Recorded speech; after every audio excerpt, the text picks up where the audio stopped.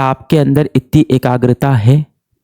क्या आपके अंदर इतना फोकस है कि आप जब 6 घंटे पढ़ाई कर रहे हो तो आपके इस दूषित दिमाग में, इस पल्यूटेड माइंड में कुछ भी और ना चले? आपके मन में एक तीव्र इच्छा ना आए कि आप मोबाइल फ़ोन उठा के कुछ वीडियोस देख लो? आपके मन में बार बार इच्छा ना आए कि आप किसी तरह से व्हाट्सएप का इस्तेमाल कर लो? अगर अपनी इंद्रियों पे आप काबू कर लो तो 6 घंटे की पढ़ाई अपने आप में बहुत है किसी भी कॉम्पिटिटिव एग्जाम को निकालने के लिए। जो आपकी सारी दिक्कतें हैं, बैकलॉग की, टेस्ट में अच्छा नंबर ना आने की, मोटिवेशन के कम होने की, डिप्रेशन की, ये सारी दिक्कतों का सल्यूशन आप खुद निकाल सकते हो, क्योंकि आप तो भविष्य में डॉक्टर बनने जा रहे हो। सब चीज़ों का 28 को आ रहा है। कंसंट्रेशन नहीं बनता है, मन नहीं लगता है, मोटिवेशन नहीं मिलता है, इन सभी चीज़ों को आप सॉल्व कर सकते हो, क्योंकि आप तो डॉक्टर बनोगे। आपके पास जब बेटा कोई मरीज आएगा, आप सब भविष्य में डॉक्टर बनने वाले हो ना, या आपने अपने आसपास डॉक्टर को देखा होगा। तो आप एक बात बताओ, जब डॉक्टर के पास मरीज आता है कि मुझे कोई बीमारी हो गई है, कि मुझे बैकलॉग की बीमारी हो गई है, कि मैं जो जो पढ़ाया जाता है क्लास में वो समय पे नहीं पढ़ पाता हूँ और हमेशा मेरी पढ़ाई छूट जाती है, या मुझे डिप्रेशन की बीमारी है, या मेरे अंदर मोटिवेशन कम हो जाता है, तो डॉक्टर क्या करता है ये बताओ?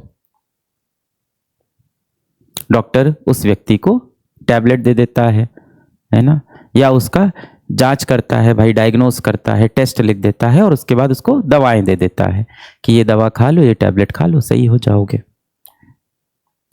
अब आप बताओ, वो टैबलेट क्या उसका लॉन्ग टर्म का इलाज है? हमेशा के लिए इलाज है? नहीं।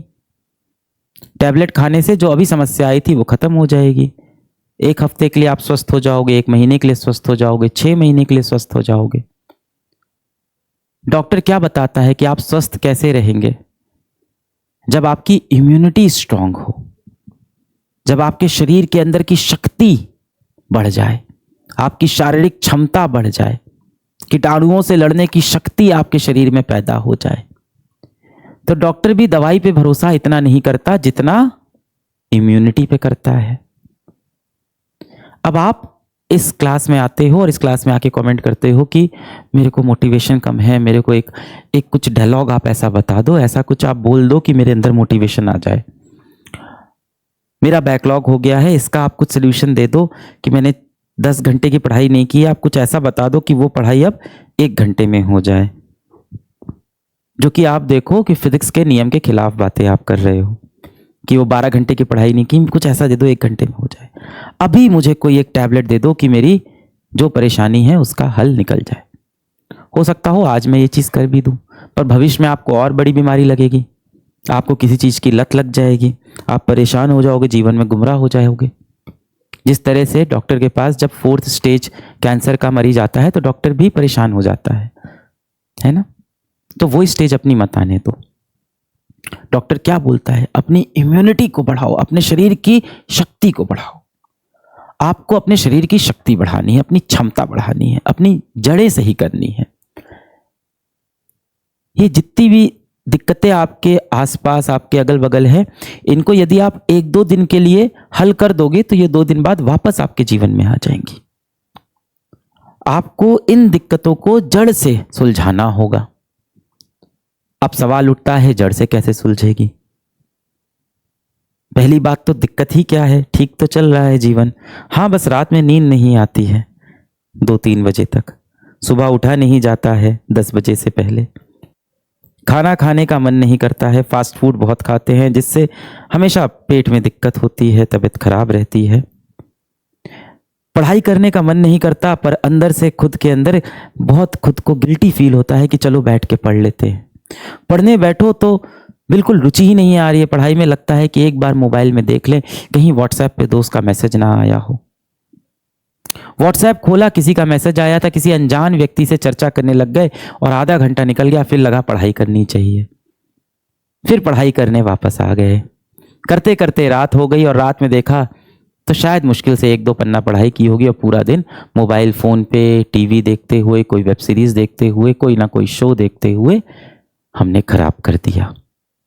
इस बीच माता पिता ने कहा कि 10 मिनट आपसे बात करनी है, तो उनको भी चिढ़ के बदतमीजी से उनसे भी बात कर दिया कि मेरे पास तो समय ही नहीं है। मैं ये नहीं कह रहा हूं इसमें तुम्हारी गलती है।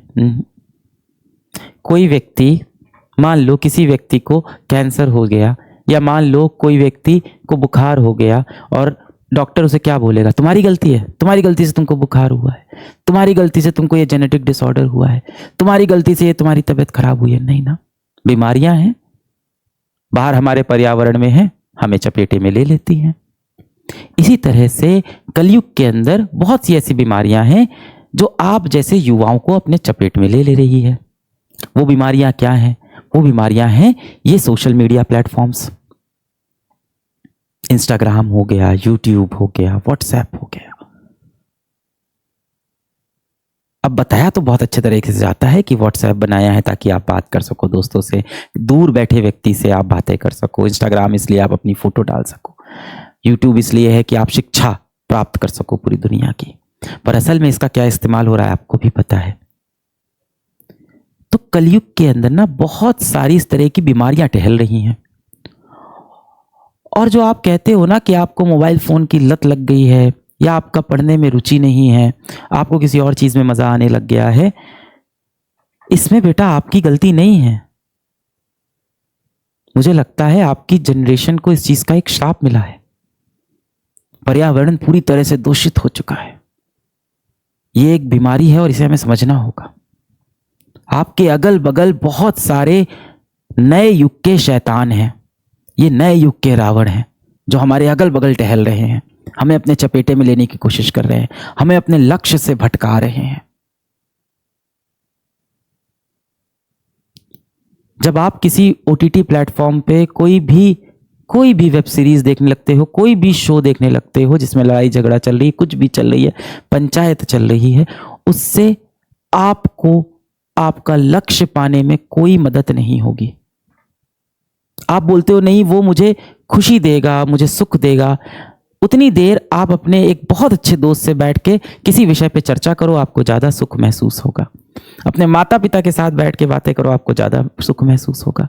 आप जाके बाहर कोई खेल खेलाओ, शारीरिक कसरत वाला कोई खेल खेलाओ, आपके शरीर को भी अच्छा लगेगा, आपके दिमाग को भी अच्छा लगेगा।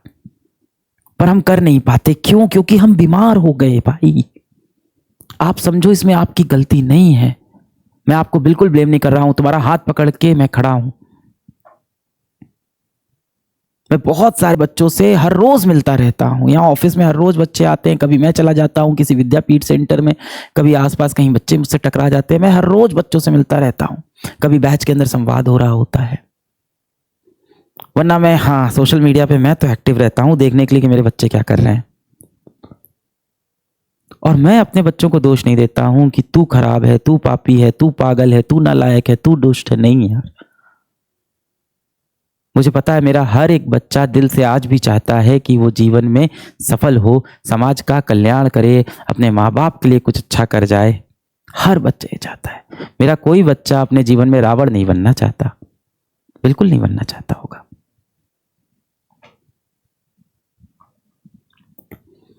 अब बात आती है इन बीमारियों से हम कैसे लड़े, जो हमारा समय लेके हमसे चली जाती हैं। इन बीमारियों से हम कैसे लड़े? अभी मैं यकीन बैच में था 2.0 में, तो यही बात हो रही थी। तो मैंने कहा था कि आपने कोई वेब सीरीज देखी, आपने कोई शो देखा, आप दोस्तों के साथ बाहर पार्टी पे चले गए, खाने पीने चले गए, आप मोबाइल पे शॉर्ट्स देख रहे हो, आप व्हाट्सएप पे किसी से रात रात बात कर रहे हो, ये जितनी भी आप मौज मस्ती कर रहे हो, इससे आप कभी भी जीवन में एक बड़े मनुष्य, एक सफल मनुष्य नहीं बनने वाले हो।